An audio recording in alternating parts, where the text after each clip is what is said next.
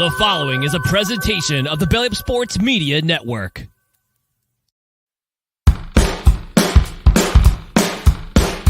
Oh no! We suck again! Oh.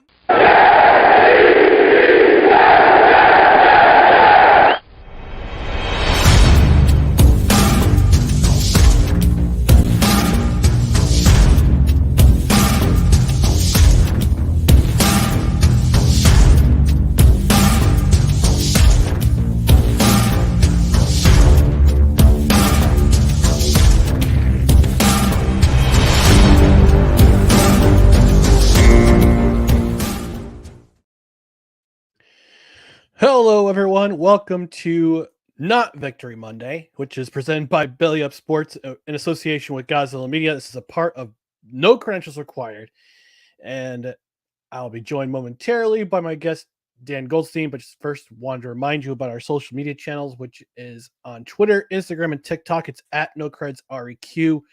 Facebook.com/NoCredsREQ, YouTube.com/NoCredsREQ. And if you are one of those who are subscribed to Rumble, just search for No Credentials Required. We are up to 5 followers now, so we can actually stream on there, but I'll experiment that with another time. But you can find us on Rumble, just search No Credentials Required.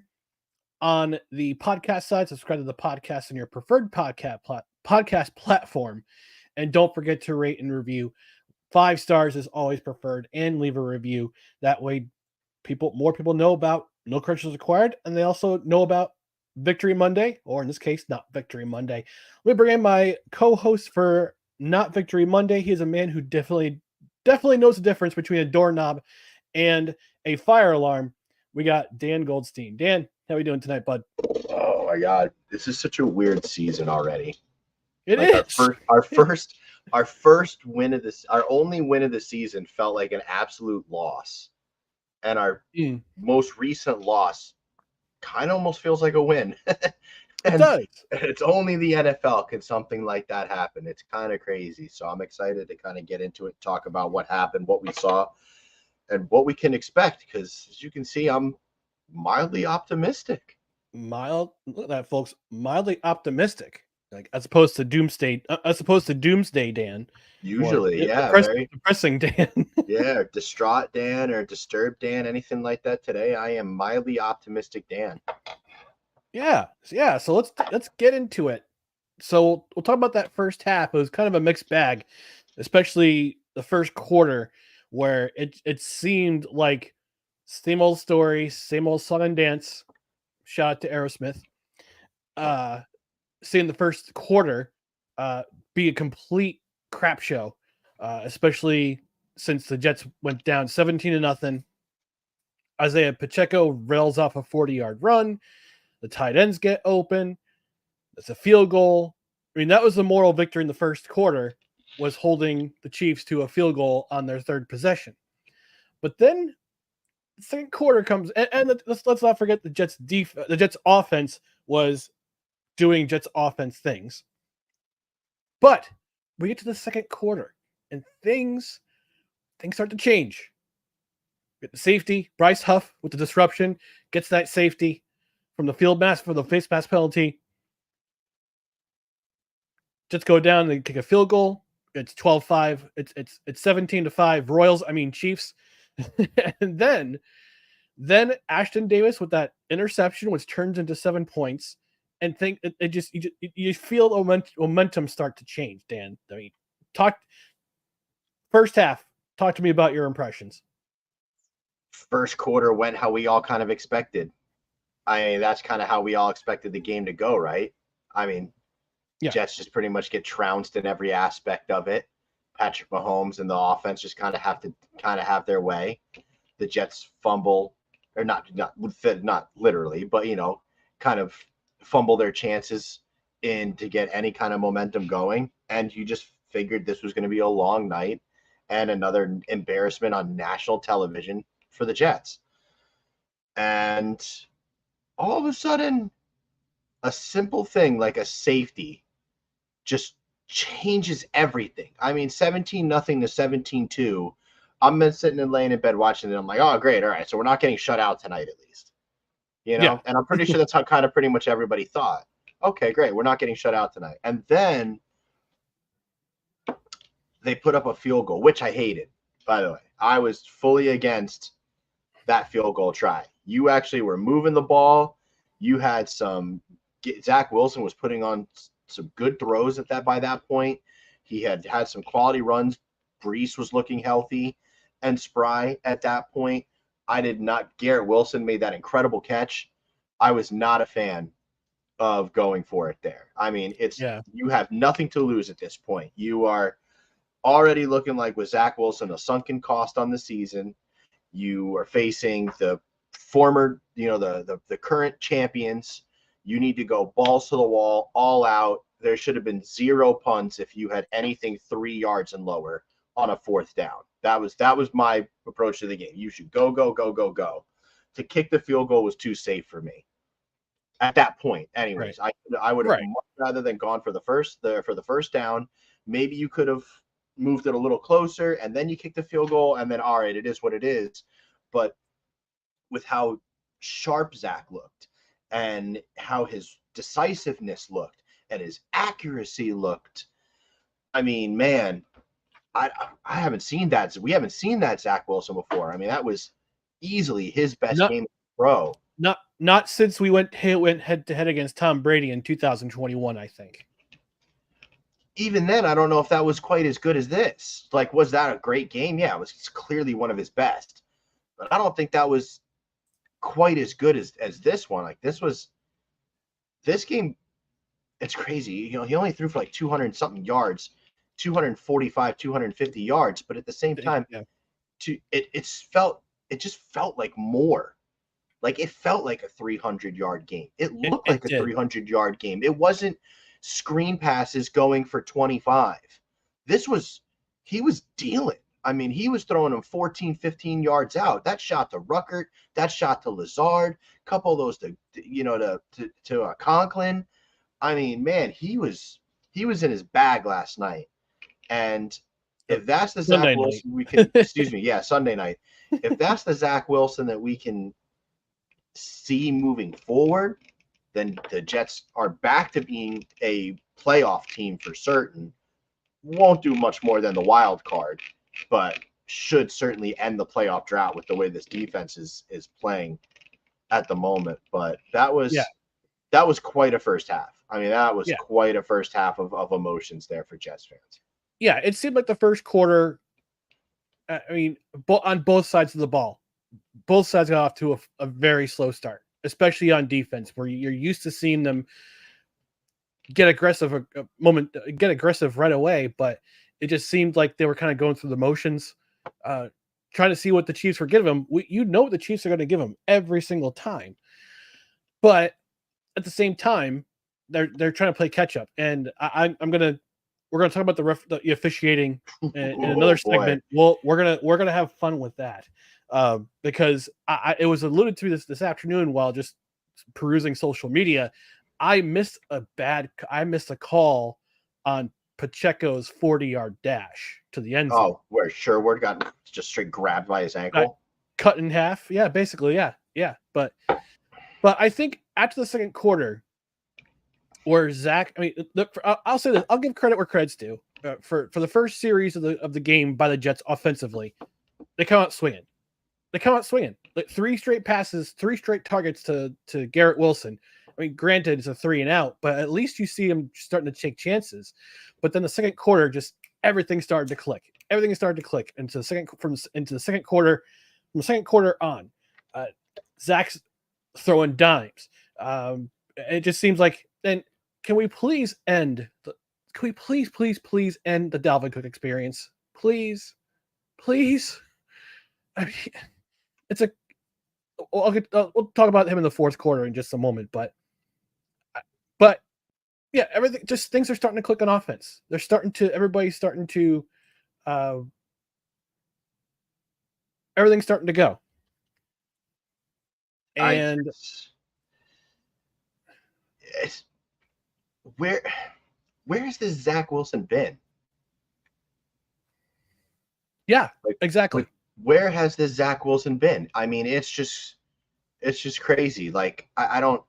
I mean, granted, quarterbacks back in the day used to get 3 years to turn it on, figure it out, and by year 3, if you didn't have it by that point, then you were already considered a lost cause. That's how it used to be. You used to draft a quarterback, they'd sit behind a veteran for 2 years. Nobody called them a bust because they sat.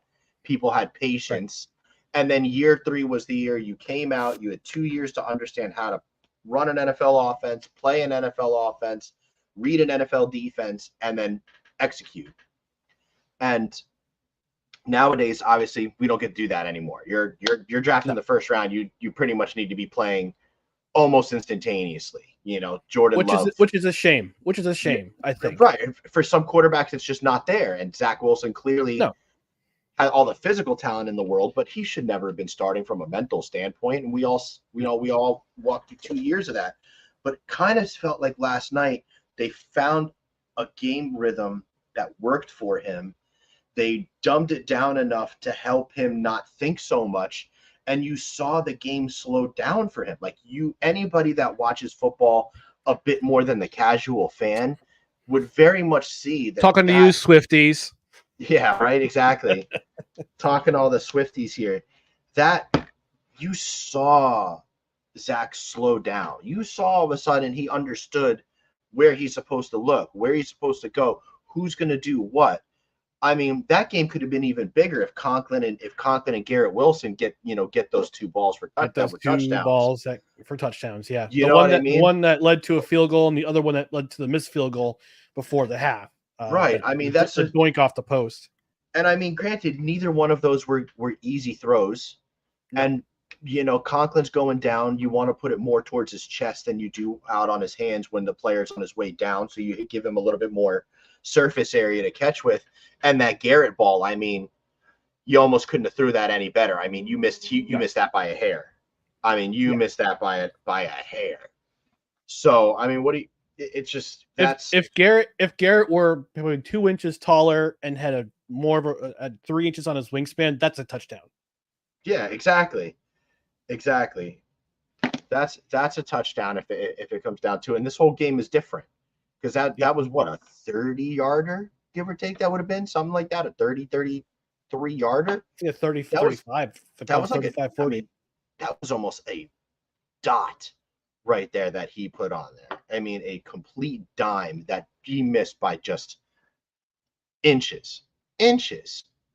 So, and we'd be talking a totally different game. We'd be talking a completely different game had that happened. So I'm very much encouraged by what we saw with Zach.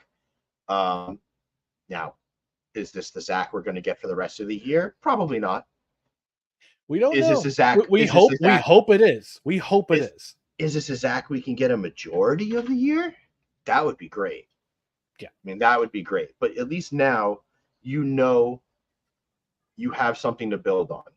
You have something there. Like now all of a sudden you see the mental can hopefully catch up to the physical, and we can just hope and pray that was kind of a turning point and he's actually someone that can contribute this season and maybe even beyond. I don't know. I'm not going that far yet. It's one game it's just one game in a sea of disaster so far from Zach Wilson. So you got to show us a hell of a lot more. Yeah, and we had that debate before the season began. You, me, and our new friend Jim, who covers the New Jersey Devils in New Jersey. We had a debate. Jim and I were on the side of, hey, he's going to be around. Aaron Rodgers is going to be here for a couple of years. He'll mentor. He'll put Zach under his wing. Zach will take over when Rodgers departs. In a way, even though he's injured, Aaron Rodgers is still. They're still texting. They still talk to each other. Just because he's not at Jets camp or at Florham Park at One Jets Drive doesn't mean they can't communicate at all. And he still has that mentorship. Still has that mentoring from Aaron Rodgers. And I think having Aaron Rodgers there in the Woody Johnson suite on Sunday night, that had seemed to be. I mean, that probably made a world of a difference to him and to the offense, because now there's communication between everybody between the receivers, between the quarterbacks, the receivers, and the running backs, and everybody's talking to each other. You didn't see that in years past with the Jets, especially during the Adam Gase years, where Adam Gase was sitting all by himself on a bench, looking at looking at live, looking at his tablet, talking to nobody. But it just seems like Hackett's talking to Wilson, Wilson's talking to the receivers, everybody's talking to each other. It's such a culture shift that I don't think Jets fans have seen since the Rex Ryan days.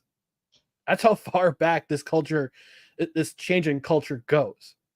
It's just so encouraging to see. Now let's get up to the second half. And immediately, Zach comes out firing. 5 for 5 for 75. Best drive of his career. Franchise QB drive right there. That was incredible. Yep. He made some excellent, unbelievably great throws. But shoulder throws, back shoulder throws, throws to the tight end, that absolute dart to Alan Lazard. And then the 2-point conversion does it all by himself. It was a broken quarterback draw, and he decides to take it to the side and dive in for the end zone and scores that 2-point conversion to tie the score. It's a whole new ball game. It's a whole new ball game. And that, I think, I know, Dan, you're being mildly optimistic, but for me, it just seemed like that particular drive, I hope that turned the corner. I hope that turns the corner for Zach Wilson, because we came into this game saying we don't believe in him anymore. And they bring in Trevor Siemian. He's signed on the practice squad, NFL veteran who knows what Hackett wants in an offense. But now you see this newfound confidence in Zach Wilson, and that carried into the entire offense. Let's also give some credit to the offensive line. They absolutely, only surrendered 2 sacks. Yeah, they surrendered 2 sacks, but they came to play. That was a much better effort than last week against New England. First off, AVT, I was against AVT full-time at tackle before the year started. I was against it. AVT had all pro, not to say like that I didn't think he'd be good, but AVT to me had all pro, damn near Hall of Fame potential at right guard. So I wanted to keep him there. But the situation arose where it just wasn't going to be a possibility. He was going to have to move out to tackle. And seeing how it's been now with Becton on the left side and AVT on the right, with now Tittman in there on the right guard, I don't think you can change it at this point. I think from this point forward, you have got to run that tackle formation out the rest of the year. Becton on the left, AVT on the right, Dwayne Brown sitting his depth, and Joe Tittman has got to be in there. I guess it doesn't matter, guard, center. At this point, I guess if you feel guard is the better spot for him, then that's fine, do guard. Yeah. But this offensive tackle, or this offensive line combination, has clearly shown much better chemistry, much better communication, and just overall much better effort at their assignments and blocking and such than what we saw with Dwayne Brown on the field. And you can't go back. Mm-hmm. You just can't go back at this point. And Joe Tittman looks like a certified stud in the making as well so far. He's given up, I think, 1 pressure in his 2 games he's played. No sacks to this point, although he came close. That was Chris Jones did bully him pretty bad. Bull rushed him. Yeah. On one, pretty good. But then again, Chris Jones is arguably the best defensive tackle in the game, not named Aaron Donald. So not surprising. All right, go. And that kitty was you last week talking about the Jets offense in the New England Patriots. He's getting all squirmy and I was horrible. That was a horrible experience to watch that game, which is why this game, just because it's so weird. Like, I can't get over it. It's so weird. Yeah. I'm not upset that they lost because of just how well they played and the game you were in. Theoretically, we should have won. We were the better team last night. Sunday night. And if I'll say this too. I forgot to mention that run by Breece Hall, that 40-yard screamer. If Conklin keeps his block, doesn't trip over his own feet, Brees Hall is in the end zone, and we're talking about a W. We're not talking about a loss. We're talking about a win. Because the way that defense was playing with their ears pinned back from the second quarter on, getting in Mahomes' face. But that's Jets for you. That's the encapsulation of the Jets and the way they play football. It's always a so close yet no dice kind of thing with the Jets. They are always fractions of plays away from being able to pull off W's. Some they deserve, some they don't. But yet, there's just minute things here and there where they just slightly miss on that end up equating to a loss at the end of the day. If Conklin doesn't miss that block, Brees is in the end zone, we probably win. If Conklin makes that difficult diving catch in the end zone, we probably win. Garrett Wilson, if that throw to Garrett Wilson is a tenth of a second later, Garrett Wilson probably catches that and we win. Yeah. If we don't have any of the bullshit officiating that we had to deal with. We're going to get to that. We're going to get to that. Probably have the win. Yeah. You know, so it's just like, but it's just all those things encapsulated itself where the Jets played so well, except for that first quarter, that again, it's just like it's those small things that they just need to figure out to tighten up. You tighten up those things, and that was a 35 to 40% 35 to 40 point juggernaut performance against the Chiefs. Yeah. The Jets come out and just absolutely fuck them up on national television on Sunday Night Football in front of Taylor Swift and all the screaming 13-year-old and all her minions football in life. And all of a sudden things have changed. You know, things have changed, but you know, they were expected to lose. Everybody in the National Football League expected them to lose. Ultimately, they did lose, but to lose in the way they did was encouraging. Yeah. And before we go to a quick commercial break, can we end the Dalvin Cook experience, please? Oh, done. I'm so over it. In the fourth quarter, why is Dalvin Cook out there in the fourth quarter running for it in a 2-yard sweep? Oh my God, am I so over this Dalvin Cook thing? Carter. Oh, don't forget that Carter drop too. Don't forget that Carter drop in the third quarter too, because that's 6 points right. That's a 6-point drive right there. But Dalvin Cook, the experience needs to end. We need to deactivate. If I were Coach Saleh, if I were Coach Hackett, I would deactivate Cook in Denver, activate Ibanaconda, and utilize that kid's speed, because that kid has game-breaking speed, just like Brees Hall does. Ibanaconda should be the guy coming in in the fourth quarter fresh. He's had a couple of carries here and there, you know, just to kind of spell Brees, you know, and something like that. And then the fourth quarter, you give him like 4 or 5 carries on a drive where his speed is fresh. He's got fresh legs, 4.28 speed on a defense that's historically bad. I mean, historically bad. And how does he not pop one off for probably 25-30 against Denver? Easy. The Jets should absolutely kick the crap out of Denver. Denver looks atrocious. Denver was lucky to get that W, but because they face the Bears, they're lucky to get that W and walk out of Soldier Field with a W. Justin Fields was, I think, 23 of 25 for 280 yards and 4 scores. The only quarterback arguably worse than Zach Wilson was damn near 90%. Yeah. And 300 yards and 4 scores. Yep. You know, like, you can't make this shit up. Like, there's the Denver probably gets the number 1 overall pick, at which I don't think they own it. No, no, they do. They do. No, they do. They would because they also get Seattle already. Yeah, because they get Seattle's pick this year, first round pick this year too. One comment before we go into commercial break. It's a non-Jets related question, but I'm going to answer it right away. Cold Iron says, off topic, but can my Vikings salvage the season and make the playoffs? No, I don't think they will. Make the playoffs? I don't know. The NFC is still the NFC. So, I mean, maybe. And Kirk Cousins isn't terrible. Justin Jefferson, obviously, we know is absolutely phenomenal. But, man, you guys got some work on your defense you need to do. Your Vikings defense was horrible. Granted, they got that touch. They got that scoop and score on Sunday but it was the Panthers. I mean, come on, let's face facts. The Panthers, arguably, also again another absolutely terrible team. But yeah, that's I don't know about playoffs, but next year's draft needs to be almost all defense for the Vikings. Defense and another wide receiver and probably another offensive weapon in some kind.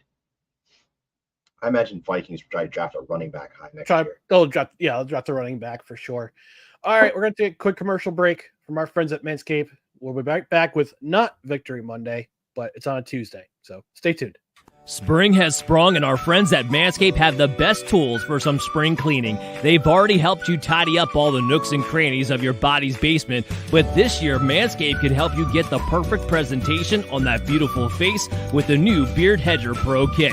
Make sure you look your best this spring by using code BELLYUP20 to get 20% off and free shipping at Manscaped.com. It's time to tame your mane with the Beard Hedger Pro Kit. The sun is peeking back out, which means you'll have to show your face in the daylight again. So use the kit to make sure your scruff looks award-winning, whether you got glorious beard flow or some smooth, sleek cheeks. The kit starts off with the Beard Hedger, a waterproof cordless trimmer with a rotary wheel that gives you 20 hair cutting lengths, all with one guard. So no more messy drawers full of add-ons. It also comes with the titanium-coated T-blades that are tough on hair but smooth on your face, leading to a single-stroke efficiency that brings satisfaction one stroke at a time. The Beard Hedger is a high-tech piece of art in a travel-size package with a long-lasting battery, universal charging, and a strong motor. So what are you waiting for? Save 20% off and free shipping when you use the promo code BELLYUP20 at Manscaped.com. That's 20% off and free shipping with the promo code BELLYUP20 at Manscaped.com. Focus on the face and use the Beard Hedger Pro Kit for the cleanest look in the game. I just want a slight correction here. It's actually Belly20 at checkout for 20% off and free shipping. But the Beard Hedger trimmer, I can testify. Look at this beard. I trimmed this beard this weekend. It's perfect. Don't I have it? It's been a couple of weeks since I use it. I'm not a regular shaver, if you will. I shave it down, I let it go, and then I do it again. But I'm about ready to do it. But man, that Beard Hedger is no joke. That thing is good. That thing is good. Brilliant. That is a well-built machine right there. Yeah. I don't know if you got the deluxe kit, Dan. It comes with a pair of scissors. It comes with beard oil, beard balm, beard shampoo, beard conditioner. I use the beard conditioner tonight, and my beard looks 10 times better than it did before I put it in. Also comes with a comb and a brush. It's everything you want. It's everything you want in a beard trimmer.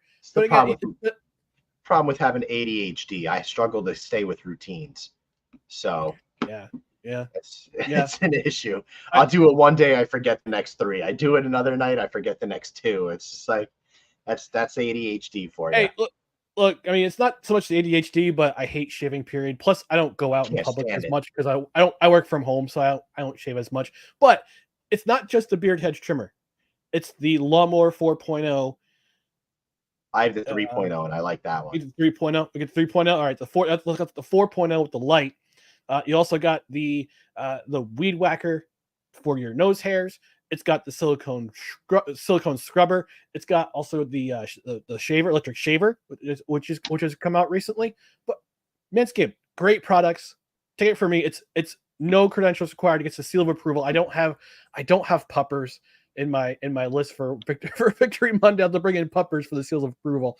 But yes, go to manscaped.com. Use Belly20 at checkout. You get 20% off and free shipping.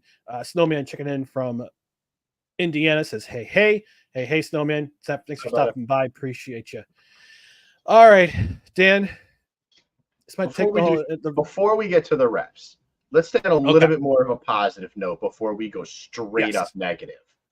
Yes. I need to give a couple of shout outs here to some of our Jets players that are going heavily underrated in the national scale at this point that really need to get a shout out. First off, Bryce Huff. Bryce Huff is a certifiable stud. Unbelievable that this guy went undrafted, first of all, and it was not at the very minimum a second round pick with his speed, bend, and get off. that he shows. He had, what was it? I think Nania said he had 18 pass rushing snaps with 7 pressures for something like a 40, I think that's a 42% pressure rate. That is absurd. Absurd. 40% of the time you're out there, you are directly affecting the quarterback's ability to do his job. That is amazing. There is no way Bryce Huff can be let go and allowed to sign elsewhere. It cannot happen. At this point, I don't even think I trade him for a first-round pick, to be honest with you. He is a legit game changer. A legit game changer. Now, granted, maybe he doesn't have all the gaudy sack numbers that, say, like a Myles Garrett or a Micah Parsons has to this point, but he's doing his job quite as effectively as they are. And it is phenomenal to see. And I love it. And he's become an absolute favorite. And if he gets re-signed, I think he may be my next jersey that I get for the Jets. Second one that I have to give a shout out to is Quincy Williams. Quincy Williams looks like a brand new ball player. He looked lost his first year here, looked much better last year. Certainly still had some things to improve upon, namely his pass coverage and things like that. But he has got paid, got his 3-year, $18 million deal, and has transcended to another level of linebacker that we haven't seen.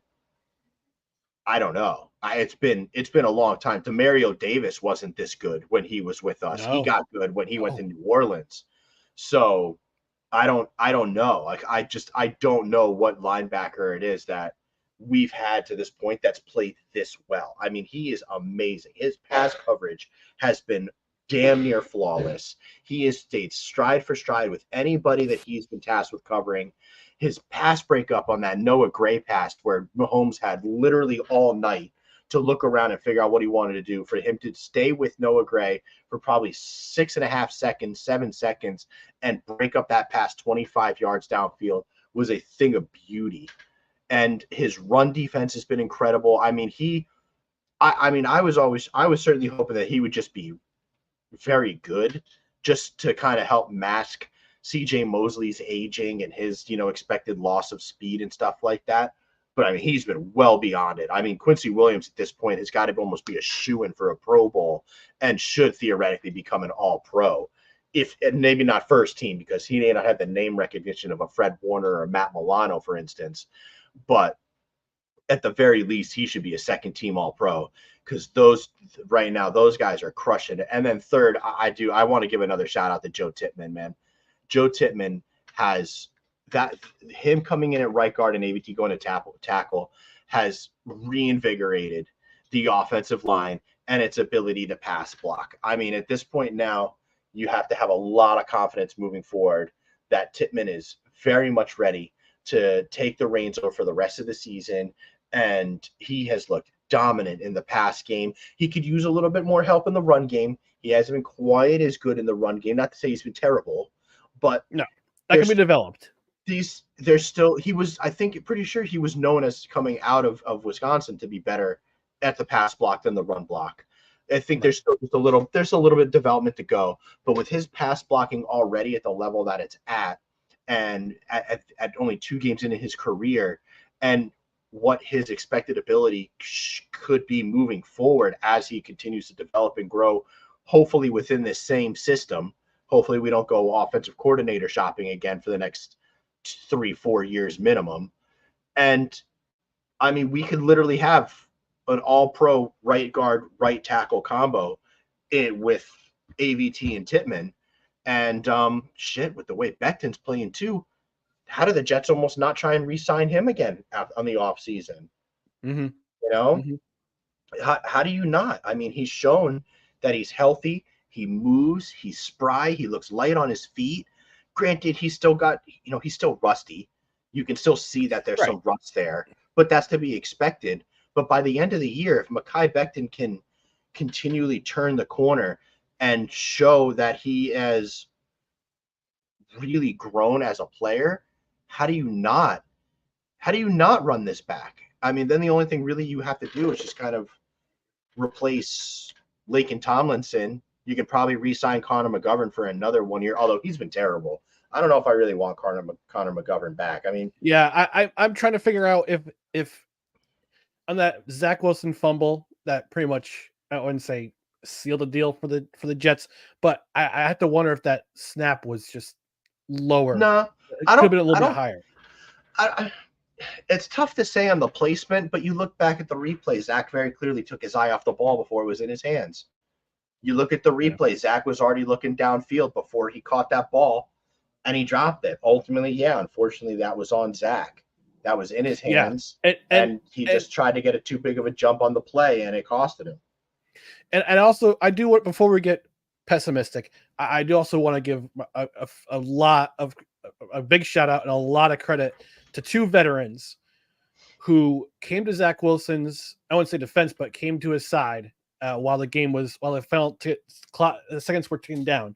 When he was saying it, you can clearly see it on national television. He says, "It's my fault. I lost the game for us. I lost the game for us," which shows you the amount of accountability that he's grown. I mean, since last year's Patriots game last year, where when he was asked, "Do you think you let the defense down during that game with your performance?" and he said, and I quote, "No." He has come a long way with his. I'm going to take the camera for a second. He has come a long way in terms of humility and earning his teammates' trust, especially the defensive players who I guess were ready to throw him under a bus last year in New England. But let me give some flowers to Alan Lazard and Randall Cobb, who both came up to him during the final seconds and were consoling him and just saying, "Look, we trust you. We trust you. You got us to this point. You led us on this win." And Lazard had some key catches. Randall Cobb had some key catches too, to keep Jets drives alive. But for them to come up to Zach Wilson and say, "You did great. We'll get him next game. Well, this is something to build on. Don't worry about what happened. There's next game." That comes back to the culture. That comes back to the culture that this Jets organization is building with Saleh and with Hackett and with Ulbrich and all those coaches, all those guys who they want to bring a title to New York. To New York, they want to bring a title to the most loyal fans, arguably, in sport. Period. Who haven't seen a title since 1969, who have been through the ups and downs and ins and outs and the shipwrecks and everything that's gone on with this franchise. They want to bring a title to this town. Now, could it happen this year? I don't know. We still have 13 games remaining. It's a long season. But to see veterans come alongside a guy in his third season who was maligned, and basically cast out of the Jets locker room, cast out by the fans, including us. You earned my respect, Zach Wilson. But also those veterans, Lazard and Cobb, also earned my respect for coming alongside Zach, not so much consoling him and babying him, but just saying, "Look, this happens. It's the NFL. We got to focus on next game." And they're going to and I hope they come out and destroy the Broncos, destroy them. Not because of what Sean Payton said back in August about Nathaniel Hackett, but just the fact that this game can be a building block. It's a last building block. Show that this wasn't an anomaly. Show that this is the new norm, and go out there and perform. You are going against literally a historically bad defense. Mm-hmm. Historically bad. I mean, I think who was it? Football Outsiders said this was the worst defense they've ever charted through 4 games since they started DVOA metrics. That's saying something. We've seen some horrible defenses. We've seen some horrible defenses on our on our side. We've seen some really bad defenses. So for them to be this historically terrible, you have no excuses but to be able to go out there and just dominate on offense. And then you need to turn this into a statement game in every way. You need to really turn the corner and show that even with Zach Wilson at the helm, the Jets are fucking for real. You cannot take them lightly. Just because Zach Wilson is the quarterback, you have to expect this coming, and we're coming hard. So I for one, can't wait to see what happens. I'm trying not to fall in the trap, though, of how we are, of getting too excited to be totally bummed out and let down. I'm at cautious optimism again. Yeah. Last time I was at excitable dread, and actually, I bordering towards absolute, the absolute abyss. Now I'm at cautious optimism. Cautious, like right at the border, like right here. Like cautious right, optimism. Here's the line. It's right here. Cautious mildly optimism, mildly optimistic. I mean, it's the same exact thing right there. I'm going to hold out hope that this should be a W next week, but I don't want it to just be a W. I want it to be a motherfucking domination of a W. All facets. I want to see in all facets straight mollywhopping on the Denver Broncos next week to show everybody we turned the corner and to piss in Sean Payton's face on top of that. Absolutely.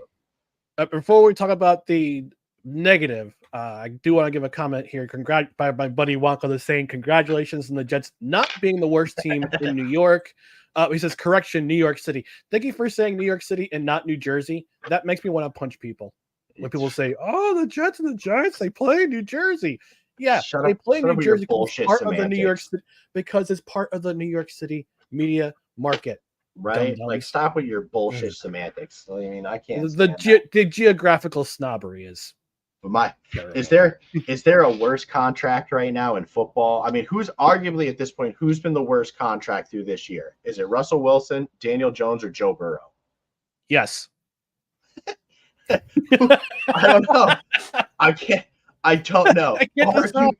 It's hard. I guess if you had to go, it would be Burrow just because he makes the most money and has arguably been as bad, if not worse, than the other guys. But man, any and all promise Daniel Jones and the Giants showed last year is gone. It is gone. History. Dable was almost a shoo-in for Coach of the Year this year. Was almost a shoo-in for Coach of the Year this year, and now almost looks like he may be on the hot seat in his second year with how bad the Giants have looked. Did you see the video of Evan Neal blocking his own receiver out of the way, causing a Daniel Jones interception? No. You didn't see that? No. Go on Twitter and find it. Evan Neal gets in his pass set, doesn't get immediately rushed, so goes to his right to block and just completely pushes his own receiver. Yep, I'm watching it now.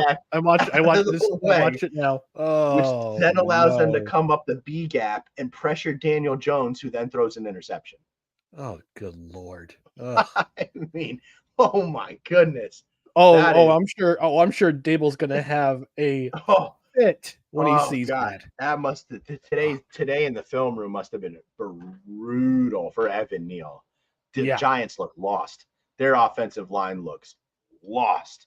And I can't wait for week 8. I know. And you don't have Andrew Thomas in there too. The only good offensive lineman that you're currently showing right now, you don't even have him. I mean, it is bad. I don't know how long Thomas is out for though. I think he should be back by the time we play. But I don't know offhand. But man, yeah, well, Giants look bad. We do real time research on this show. So he was out against Seattle. He's got hamstring issues, so he's going to be. It doesn't say how long he'll be out, but yeah, you might be right that he might be back for our game, but still, even if he's back, he'll have a hamstring that's a little bit bummy, and you're going to put Bryce Huff on a guy with a hamstring that's not fired at 100%. Forget about it. You're done for. I'm gonna put Bryce Huff on a guy who block his own tight end. Yeah, but all right. So we gotta move on to the next topic, which I'm pretty sure this will be a very. Speaking of game tape, I'm pretty sure when Coach Salah sees all the missed calls and all the blown calls by this officiating crew, he's going to have a very major case of apoplexy. Now, you talked to Kansas City Chiefs fan. I was interacting with a Chiefs fan the other night, and I said, like, 2 blown calls on during that last drive and that shadow holding call. I know how Eagles fans feel when Brad Weaver was called on that hold in the Super Bowl. To which he replied, he called cap. He says, "Oh, that's complete cap. The Jets had their chances. They had missed chances. You can't let the referees decide the game." Yeah, but on the flip side, you can't let the officials, because you can't let the refs decide the game for you. But at the same time, it shouldn't be in the refs' hands to in the first place to decide this game. Now, let's go over some of these calls that were missed. That ankle tackle on Jamie Sherwood that led to the 40-yard gallop into the end zone for Pacheco. There were holding call. There were 2 holds shown on that play. What was the other hold? Right. Whoever was right next to Sherwood got held as well from behind when he was going to make the tackle. I can't remember who. I want to say Clemens, but I may be wrong. But there were 2 holds on that play that got missed. But Sherwood was egregious. Sherwood's hold. Clemens missed that tackle. Missed that first tackle. So, but then the last drive of the game, the blatant hold right there in front of a national television national television audience on Jermaine Johnson, where the tackle, I forgot who the tackle was. It was 79. He is literally holding him up. Now, it was explained, somebody explained it on social media that he was holding him, you can get underneath his shoulder pads. But when you're holding his shoulder pads for so long and the jersey, and you're not nobody's seeing it, but they throw a hand check on CJ Mosley for a little contact downfield, which led to that run. Then you have that intentional grounding that doesn't get called for intentional grounding, which would have put the Chiefs back another 5, which would take the Chiefs back 10 yards and would have been a loss of down. So instead of 2nd and 10, it would be 3rd and 10 or 3rd and 20, which when next play we see Sauce Gardner get a holding call and the flag is thrown right after Michael Carter picks that pass off. Unbelievable. It was unbelievable. And at that point, Robert Saleh is beside himself. And to which I say, good for him. Good for him for sticking up for his dudes. Good for him for showing basically the emotion that all Jets fans had for that final sequence of that final drive by the Chiefs. Good for him. I try not to sit here and be like a ref complainer, because I mean they're human. You're gonna make mistakes, it's gonna happen, but it's almost comical at this point when you watch a Jets game and you just see how bad the refereeing truly is. Now, granted, I can't watch every game. I just can't do it. I'm human. I can't go and watch every game of every team every Sunday to see how that coalesces for around the rest of the league. I focus on the Jets. That's where my area of expertise lies. And I gotta say, it very, very much almost seems like rigged at this point against the Jets. It's this close for me to start calling like there's a conspiracy with the NFL on the Jets with the way the penalties are called, because it is astounding, absolutely astounding to lose out on all this opportunities because of just some absolute bullshit decisions that never should be made. There is no reason why there is not challenges for penalties at this point. They have got to figure that should be an absolute sticking point of the NFLPA in the next negotiations, would be to change the way penalties are looked at in this league. You cannot. I have a solution. You cannot have it going on like this. It can't be like this. You can't have a unchallengeable system where a guy anywhere from 5 to 25 yards away from the play is making a decision right there in the moment that can literally affect an entire game. It can't go on like this. They're human, and we're not allowing this current system to account for human error. It is what it is. They have their conversation, and what they say goes at the end of it. And right now, they're more wrong than they are right with the way they're calling Jets games. Yeah. And it is bullshit. Yeah, we got the apology letter 2 weeks ago when John Franklin Myers was called for that egregious roughing the passer call that led to a touchdown. We got the apology letter from the NFL officiating saying, "Well, we're sorry. That should not have been called." Yeah, he was definitely thrown into by his own. He was John Franklin Myers was thrown into by a Dallas tackle. Yeah, by the tackle. By Dallas's tackle. It should not have been a penalty. We're sorry. Yeah, we're gonna get another one this week where they're gonna say, "Oh, we're sorry. We didn't catch the trip on Jimmy Sherwood. Oh, we're sorry. We didn't catch the hold on Jermaine Johnson. Oh, we're sorry. We should have called. That should have been intentional grounding on Patrick Mahomes on 2nd and 10." But how do you? Where's the accountability? But how do you change that in game? Like, how do you go back and look at an entire touchdown play like that run, and then go into turn and be like, no, grab this dude's ankle, bring it all back? Like, to me, that's unfortunate, but not challengeable. But these pass interferences, roughing the passers, the holding, defensive holdings, that's gotta be challengeable. Like, it has to be. It has to sure. be. Yeah, I proposed that last year. I said some of these penalties need to be challengeable. And do you think the NFL? That's the one thing that the NFL needs to change. The other thing that needs to change, and I will bang this drum until it happens: full-time officials. Full-time officials. Sure. This is the only professional sports league in the United States among the big 4 leagues: Major League Baseball, National Hockey League, NBA. They all have full-time referees.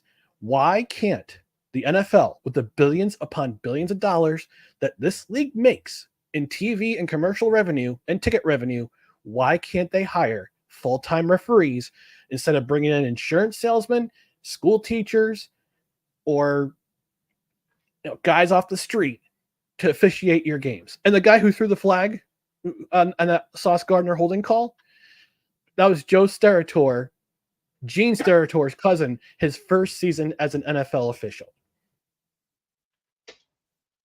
He don't deserve to be on an NFL crew right now if those are the kind of calls you're making. You do not deserve to be on an NFL crew. You still need to be in the training pipeline working USFL games or something. You should not be on an NFL field, big crew. Screw that. Send them to the Arena League. Send them to the Arena League.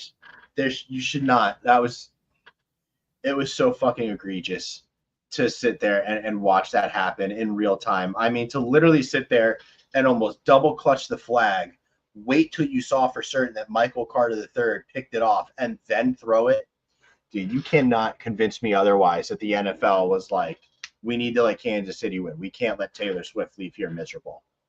Nope. Like, we can't do it. Like, nope. You can't convince me otherwise. I think I shared a meme on Facebook of like Adele on the phone, and it was something like, I don't care what we have to do. You're throwing as many flags as possible.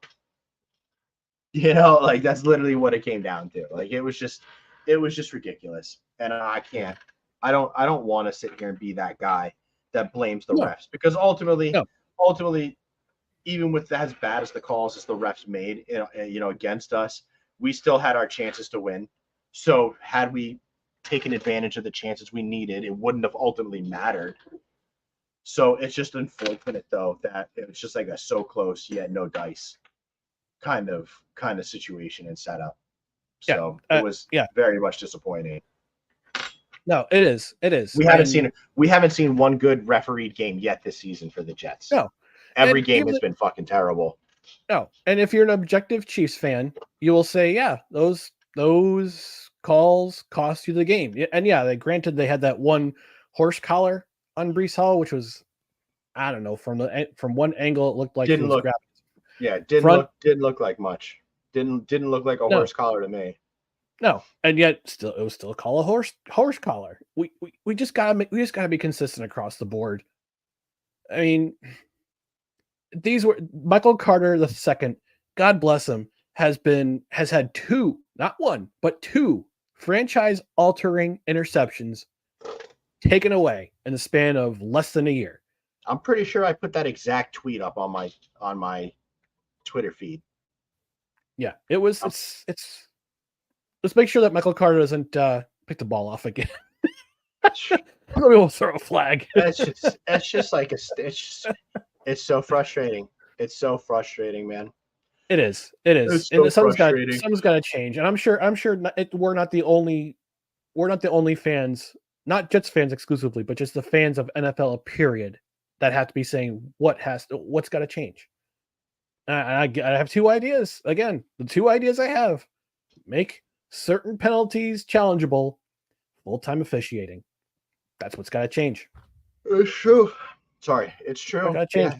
No, they need to. It needs to be done, and hopefully the NFL realizes this, and we can get this part of the game fixed so that the refs don't control so much of an aspect of a game that cannot be reviewed. We don't need a league full of Angel Hernandezes in the NFL deciding outcomes of games. I don't watch baseball. I put that out there before. But you know who Angel Hernandez is. But I know who that guy is. And it seems like every other night I see baseball fans across my Twitter feed just absolutely up in arms about some of the questionable calls he makes. Oh my gosh. Yeah, we don't need the NFL to be full of Angel Hernandezes. If that's the call. So all right, it's just so bad. Give me the last word and then we'll take off, Dan. Man, I'm very excited for Sunday. I don't know what to expect. I can only hope that we see the same Zach Wilson moving forward, give us some optimism for this year, give us a hell of a lot more optimism for our future. I'd be very thrilled to see further development from him. I'm ready to throw Dalvin Cook in the Hudson River. We don't need him anymore. He's not necessary. Put his cement feet in the Hudson River and just kind of let that dream die, because it is just horrible to watch. He's a drive killer. He's a momentum killer. He's a buzz killer. And none of it is any good for the Jets football team moving forward. And I really hope that's honestly the biggest thing that Hackett and Saleh fix in the weeks moving forward is a shit ton less of Dalvin Cook, hopefully zero, and a lot more Izzy Abanikanda and a lot more Breece Hall. Breece Hall to this point now has shown that he can handle the rock. No more 6 carries for Breece Hall. No. Nope. 15 to 20. I need 15 to 20 carries. I need 20 to 25. I need 20 to 20. I need 20 to 25. I need 15 to 20 carries, but 20 to 25 touches. I want to see him in the receiving game too. But it's over now. This Dalvin Cook, it was fun while it was hopeful, but the on-field product is it's barely Pop Warner level at this point. Yeah. Yep. All right. So we're gonna leave it at that. Before we leave you, just want to remind you to follow us on social media on Twitter, Instagram, and the scarcely used TikTok. It's at NoCredsREQ.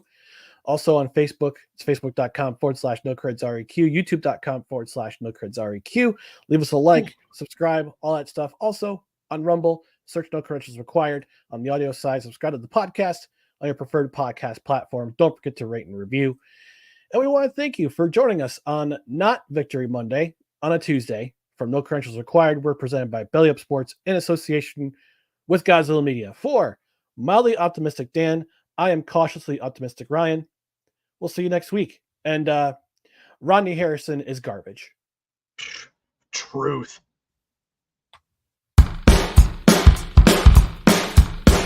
Oh, we suck again.